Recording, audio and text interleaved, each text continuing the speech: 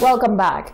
Catholic priest Father Albert Smith has called out the critics of Dr. Sharon Belmar George for what he says are unjust attacks on her professional integrity. The assistant parish priest in the town of Soufrière called on the critics to stand down, noting his shame at some of the comments that refer to conspiracies and cover-ups relating to COVID-19. He says the bandwagon targeting the CMO needs to stop. I want the world to know that I stand with Sharon Belmar George in what she's doing. Allow the lady to do her work.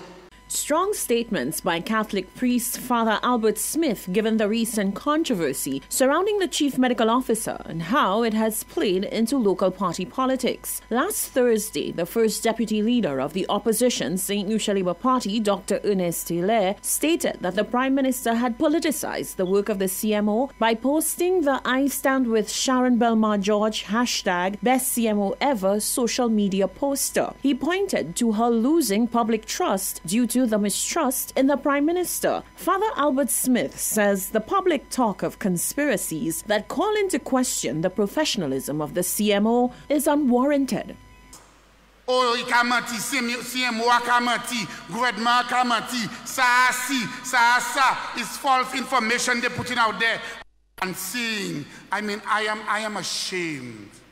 I am ashamed that as a people, as a nation, we profess to be Christians, that we can be so uncharitable to somebody who is merely doing their jobs to the best of their abilities. He warns that many are treading on a slippery and dangerous slope with their theories and propaganda. He says the results of such thinking and actions can be seen prominently in the USA, where medical professionals were discredited for political reasons and where COVID-19 cases and deaths have grown exponentially. We don't have to be like Donald Trump, who is busy attacking Dr. Fauci, when Dr. Fauci is the professional in that matter. Trump pa konet hodia jijere deme.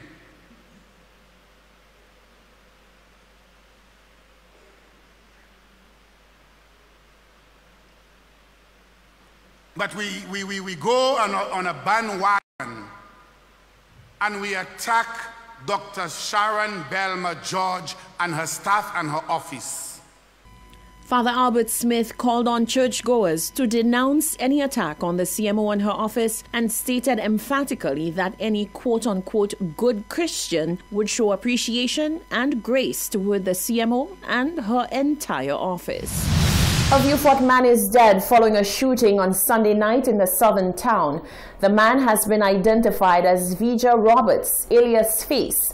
According to Vieux-Fort residents, Roberts had been in an altercation with another resident of the community. Superintendent of Police with responsibility for crime management, George Nicholas, addressed the matter with the local press on Monday morning during a media conference. On Sunday, October 25th, 2020, about 9 p.m., police in Vieux-Fort responded to an incident in Auger, where it was reported that Vijay Roberts received a gunshot wound to his body. He was escorted to the St. Jude's Hospital, where he was pronounced dead. A post-mortem examination is scheduled for Thursday, 29th October 2020. One man has been taken into custody in relation to that matter. He also informed that the Royal St. Lucia Police Force made a few breakthroughs in relation to other homicide cases.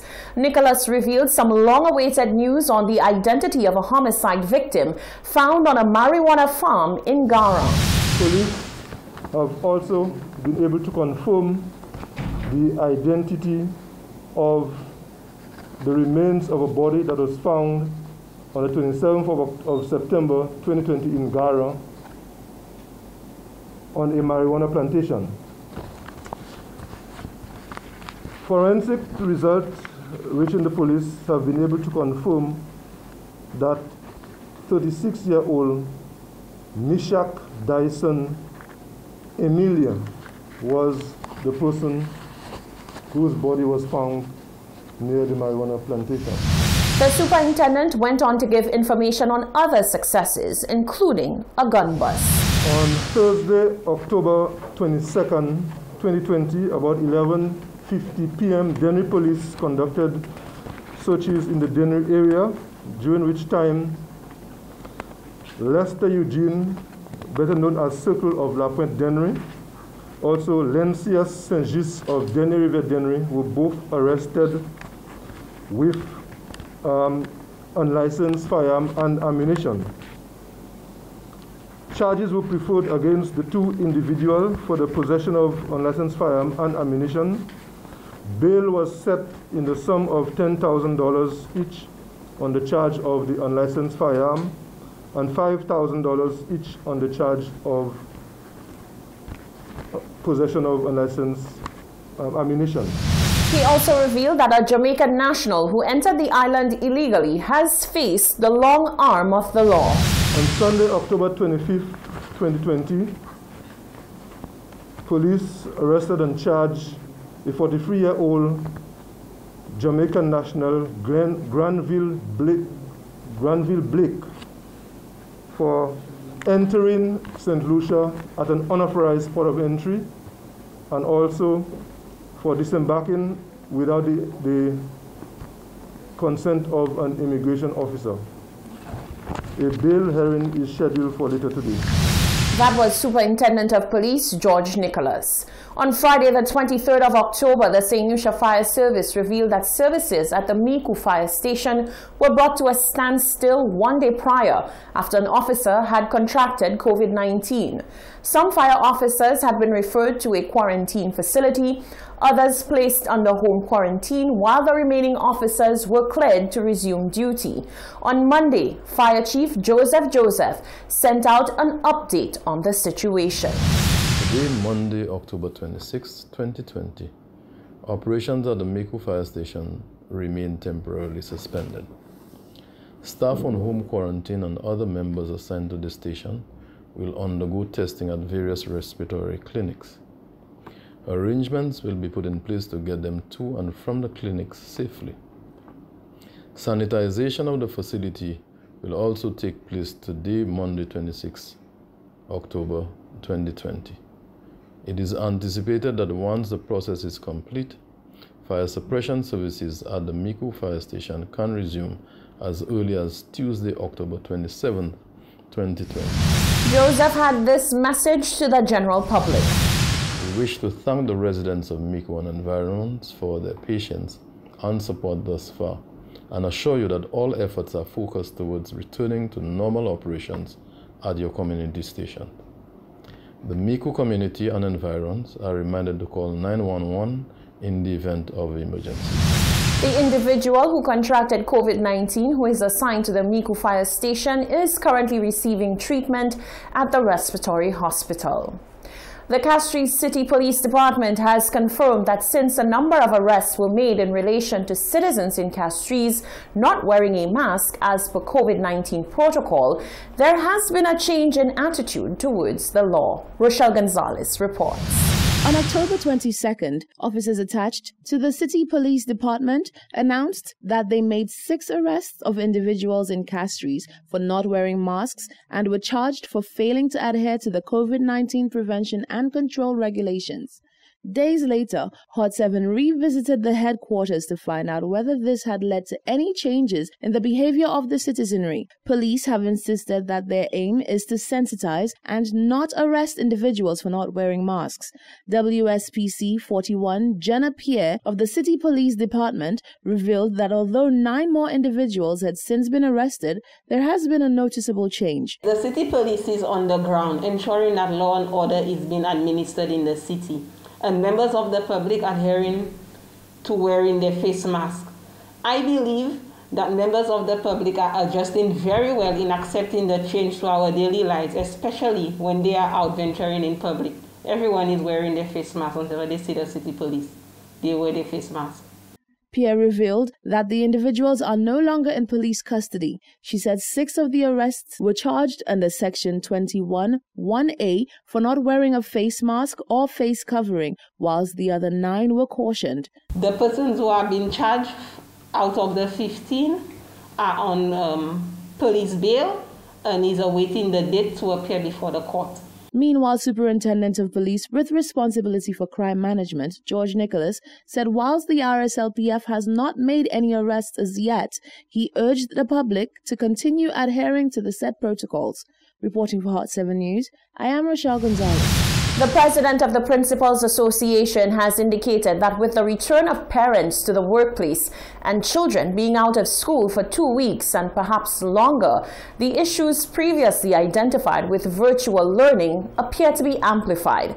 She says schools are recognizing even greater numbers of students without access to the necessary technological devices, a development which she notes could spell disaster if circumstances continue to hinder students' return to the classroom. Jacques Wooding reports. In the initial instance, the forced computerization of the education sector brought rise to concerns for students who did not have access to technology required to facilitate the virtual classroom. Months later, the issue is still very prominent, with hundreds of students without devices or internet access.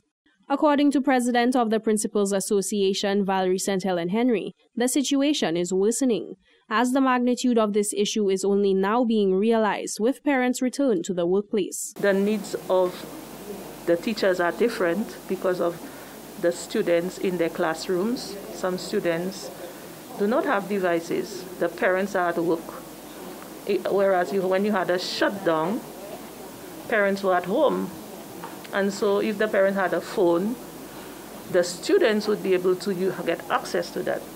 So there's an increase in the number of students who do not have access to a device as well as internet. There's no hiding to that fact. St. Helen Henry worries that this will have a significant impact on students across the board, particularly if physical instruction continues to be obstructed by developments in the COVID-19 situation.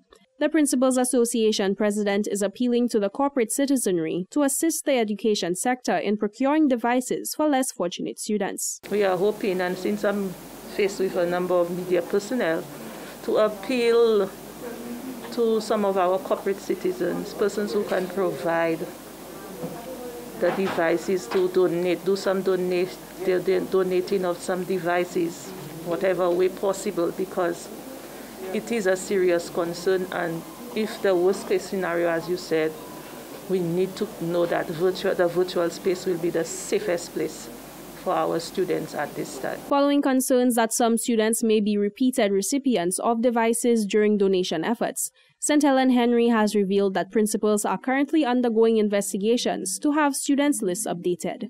Jacques Wooding, Hot 7 News. This is the Hot 7 TV Nightly News. Still to come, has a 1-year-old murder mystery finally been solved? And the Methodist minister, Seth Ampadu, says the Pope needs to clarify his statements on same-sex unions due to inconsistencies with Bible teachings. That and more after the break.